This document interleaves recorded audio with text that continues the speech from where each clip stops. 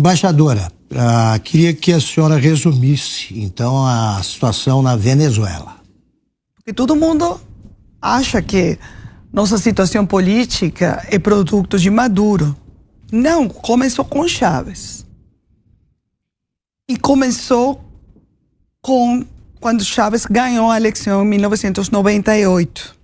A Venezuela foi a maior democracia da América Latina em 1958. Era um faro de luz da democracia na América Latina. E aí conseguiram levar um líder revolucionário militar como Fidel Castro até a presidência da Venezuela. Em 1999, Chávez se converteu em um presidente revolucionário, militar, e aí começou a que nossa democracia começou a morrer. A primeira coisa que Chávez fez foi acabar com nossas forças armadas. Como? Transformou a nossos militares em clientes do poder. Você não é leal à Constituição. Você não é leal à nação. Você é leal a mim. Ao governo, ao dinheiro. Você vai construir ruas. Você vai construir prédios. Você vai ser cliente do poder. E aí os militares virarem. Quando os militares virarem e já não eram leais ao poder da população, a defender a Constituição, não. Você vai ser leal a mim. Você não vai ser general, porque você tem mérito, porque você estudou, porque você se formou, não. Você depende de mim. Você tem que ser leal a mim. Então, nossa crise foi uma crise muito bem planejada. Eu acho que uma das crises maiores foi que Chávez, a segunda coisa que ele fez foi, a primeira, virar nossos militares. A segunda, vamos reformar a Constituição. É um pacote. O pacote foi muito fácil. Primeiro, Forças Armadas. Segundo, vamos transformar a Constituição. A Constituição democrática não é boa, vamos fazer uma nova. E a terceira, vamos se reeleger. A se reeleger toda a sua vida, como uma monarquia. Nossa crise é uma crise que tem a ver muito com o controle do Estado. Valor econômico. Decreto de Bolsonaro permite que militares da ativa ocupem cargos públicos por tempo indeterminado. UOL Notícias. Decreto de Bolsonaro e Braga Neto reestrutura a remuneração e amplia benefícios a militares. Correio Brasiliense. Forças Armadas lideram ganho salarial entre servidores na década. Metrópolis. Com salários de até R$106 mil, militares comandam 16 estatais. Estado de Minas. Ramos, Mourão, Braga Neto e Heleno recebem salário de mais de R$100 mil.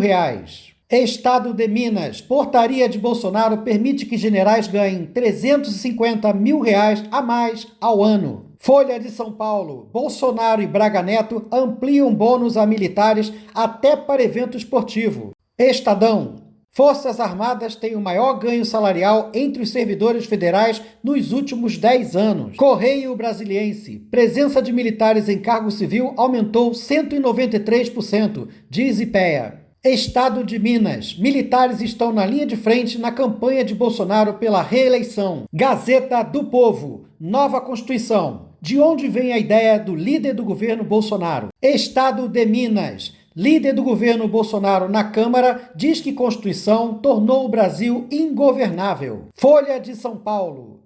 Vice de Bolsonaro defende nova Constituição sem constituinte. Estadão. Uma Constituição não precisa ser feita por eleitos pelo povo, diz Mourão. Terra, site de notícias. Flávio Bolsonaro diz que pai foi aconselhado a dar um golpe. Folha de São Paulo. Eu sou a Constituição, diz Bolsonaro ao defender democracia e liberdade um dia após ato pró-golpe militar. Estado de Minas. Bolsonaro sobre manifestações. Alguém falou artigo 142? Se sim, parabéns. Correio Brasiliense. O artigo 142 pode ser usado, afirma General Heleno sobre intervenção militar. CNN Brasil. Parecer assinado por Maia diz que artigo 142 não autoriza intervenção militar. Revista Veja. Bolsonaro volta a ameaçar usar militares contra o STF. E aí, amigos, vou fazer uma rápida observação. Rodrigo Maia era o deputado federal que era presidente da Câmara dos Deputados na época em que declarou que o artigo 142 não poderia ser usado para realizar um golpe militar no Brasil. Por conta disso, e também pelo fato de Rodrigo Maia ter reunido os parlamentares na época para derrubarem o veto presidencial de Bolsonaro contra a lei que regulamentava o uso obrigatório de máscaras em locais fechados durante o auge da pandemia, então Rodrigo Maia passou a ser visto como um inimigo do bolsonarismo. Pessoal, esses foram apenas trechos da fala da senhora Maria Tereza Bellandria no debate promovido pela Jovem Pan. Com o aval do governo Bolsonaro, o líder da oposição na Venezuela, o político Juan Guaidó, nomeou a senhora Maria Tereza Bellandria como embaixadora da Venezuela no Brasil. Juan Guaidó é o líder da oposição na Venezuela e no início do ano 2019 ele se autoproclamou presidente do país. Alguns países o reconheceram como presidente da Venezuela, porém esse número de países foi diminuindo. Até hoje, Nicolás Maduro continua sendo, na prática, o presidente da Venezuela e não reconhece a senhora Maria Tereza Bellandria como embaixadora do país. Eu não estou aqui para enganar ninguém. Ela estava aí nesse programa para falar mal da esquerda. Na verdade, foi isso. O que eu fiz aqui foi apenas pegar trechos da fala dela, juntar, para que todos pudessem perceber de quem ela estava falando de fato sem ela mesma saber. Ela pensa que está falando mal da esquerda, porque Hugo Chávez era da esquerda. Porém, tem alguém aqui no Brasil que atua exatamente como Hugo Chávez, e ele não é da esquerda, ou pelo menos diz não ser. É o cara do Centrão. Portanto, meus amigos, fica aqui o alerta. Quem pode fazer do Brasil uma Venezuela não precisa ser necessariamente socialista, não precisa ser necessariamente comunista, não precisa ter uma doutrina específica. O que ele precisa ter é o apoio irrestrito das Forças Armadas, principalmente do Exército. Foi assim que Hugo Chávez se manteve no poder e é assim que Nicolás Maduro se mantém até hoje.